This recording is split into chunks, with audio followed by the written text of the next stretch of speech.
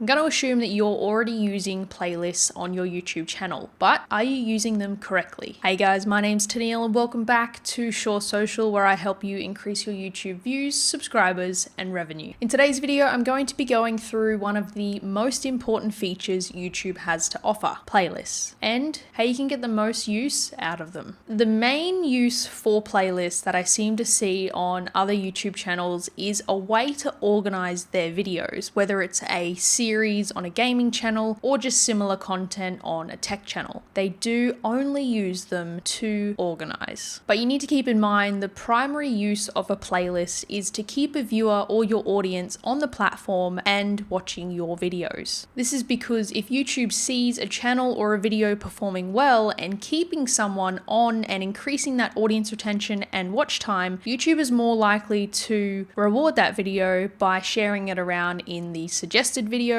on the home page, and quite possibly even the trending page. Something that I seem to preach here on Sure Social is the purpose of a playlist when it comes to repurposing your content. I'm a firm believer that one video should not only just be in one playlist. If it has related content on your channel, it should be in at least two. I always seem to pull an example out of nowhere here. Let's say you've got a video on weight loss, you've got a video on the best exercises, and then you've got a video on diets. Let's say you've got 10 of each of those videos. You should pull at least the best two from those playlists and make another playlist. And hey, it's the start of the year, so why not name it How to Lose Weight as your New Year's resolution? If you do have a particular niche and don't just upload, random content all the time, you should be able to secure a few different playlists with circulating content. When you do upload a new YouTube video, you are given a custom link at the end of that video, which links someone directly to your new video. A lot of people don't realize that playlists do this as well. So when you're thinking about sharing a video to someone, why not share the playlist instead? If you do have a couple of videos on that similar topic that you'd like to share, that's a great time to compile those into a playlist and share collectively. Something a lot of people and creators don't know about playlists is they show up in search, which is why naming your playlist a target keyword and playing with that title is so important. Adding a description